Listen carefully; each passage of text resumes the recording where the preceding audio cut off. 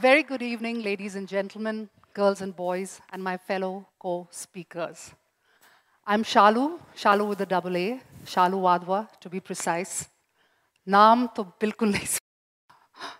I'm here this evening to share with you what I call life lessons, lessons learned, insights, discoveries, or findings, or simply takeaways from my personal life experiences. Nothing I share this evening is rocket science, or cast in stone, or even rules of life. They're simply nuggets of my value system that I highly espouse and strongly believe in, and what I very lovingly call Shaaluisms. It's my endeavor and my sincere hope that these Shaaluisms resonate with at least one of you, maybe some of you, and if I'm really lucky, maybe all of you. So here goes. My few cents for Generation Next. Shaaluism number 1, give back. It's easy to make a buck. It's a lot tougher to make a difference. Tom Brokaw. This is a quote by an American journalist that I read when I was very young, and it had a deep impact. It was simple, it was straightforward, but very insightful. So what is giving back? It's simply thinking, doing, and going beyond yourself. And it's a thought we need to inculcate and induce and condition ourselves and our minds very earlier on in life. The fulfilling feeling of giving back and contributing to society is absolutely unparalleled. So how can you give back? Donate. Donate your time. Donate your money. Volunteer. Mentor. It's as simple as spending time with an elderly lady at an old age home, mentoring underprivileged kids, or even somebody at work, taking care of a stray animal, helping with community cleanups, raising awareness, raising funds for community causes, or even as basic as serving at a langar in a gurdwara near you. It could be possibly anything and everything that goes beyond you, yourself, and you. And I highlight this point very strongly and specifically for you because you're going to be the leaders of tomorrow. I would urge you to introduce and infuse this as a concept, as a philosophy, as a thought, both as individuals and as leaders of organizations that you will run and lead tomorrow. There's no way you can exist on this planet, make profits, and not give back for a bigger cause or a purpose. The beauty about giving back is that you do not have to be of a certain economic threshold or of a certain age to do so. Regardless of your age, regardless of your gender, your status, your position in life, you can always make a difference. And please don't let anyone tell you otherwise. And trust you me, there's no greater high, no higher spiritual achievement than giving back or savor. And it's something we all need to endorse as a way of life, as a raison d'être.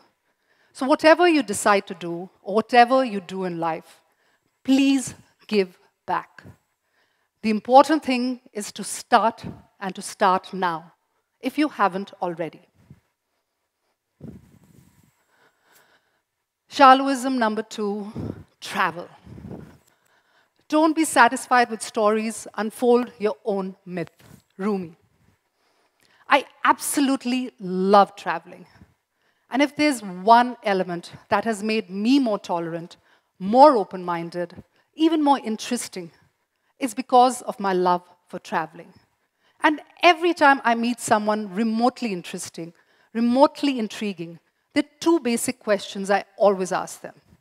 Where and how much do you travel, and what books do you read? And it's fascinating how much you can learn about a person just by these 2 questions.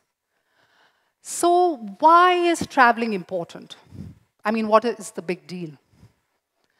Travel is one of the biggest teachers of life, other than life itself. Traveling helps you disconnect from your regular life. There's just so much to discover, explore, learn, and unlearn. And with all the newness of the world, you're also exposed to new insights, new perceptions, and new outlook of the world. Traveling opens your mind. It humbles you. It makes you realize how little or insignificant your problems really are in the larger scheme of things. Half the world doesn't know how the rest of the world lives. Traveling, my friends, generates empathy. So travel. Travel at the drop of a hat. Travel solo, travel in a group, with friends, family. Travel on weekends, long weekends, work trips, extended work trips, holidays. But travel, you must. Do not undermine what travel does for you as a growth of a person and your understanding of the world. But most importantly, travel because it's fun. Right from the beginning of planning a trip, researching, negotiating costs, to actually traveling, discovering new people, places, food, culture, music, topography, to even how you behave and respond to changes when things don't happen your way. Flight cancellations, flight delays, weather disruptions, but most importantly, the myriad wonderful, unbelievable contacts and connections you make with complete strangers. We are traveling to space, for God's sake. Even the sky is no longer the limit. Travel is absolutely magical, and we must relish and enjoy the sundry life transformation benefits travel offers. As a very famous explorer once said, Ibn Battuta, he said, traveling leaves you speechless and then turns you into a storyteller. Trust me, there are never enough stories to tell. So please, never stop exploring, never stop traveling.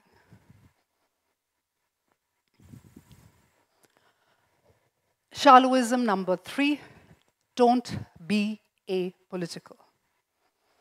What does apolitical really mean? It simply means somebody who has no interest or involvement in politics or political life, or somebody who has an aversion to politics. But we live in a democracy where our basic civic and social rights are ensured by an elected government. So how does having no political bias work? It doesn't. Being political means educating yourself, showing up for a cause you really believe in, amplifying an important petition, or calling out a problematic issue. There's no rules or set of rules or list for this. But if we choose to look away, we are directly adding to the oppression of the marginalized communities. Being political starts with asking simple questions and making simple choices. Disengagement of politics or in political life is a luxury we really cannot afford. When we say we are apolitical, what we are really saying is we are okay and we endorse the current political, economic, social structure of the country, which brings along with it an oppressive caste system, patriarchy, and innumerous economic inequalities. We cannot afford that. Words like religious tolerance, climate change, inclusivity, diversity, gender equality are not just buzzwords of the year. They are the need of the hour. And for any of that to evolve, it all goes back to knowing, understanding, and participating in your politics. So, what can you do? Be informed, be engaged, be involved, take sides. Have a point of view, express that point of view.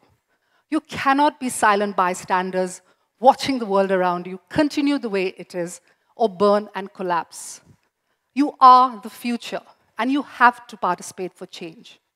And unfortunately, all of us are under conditioning and a certain way of thinking.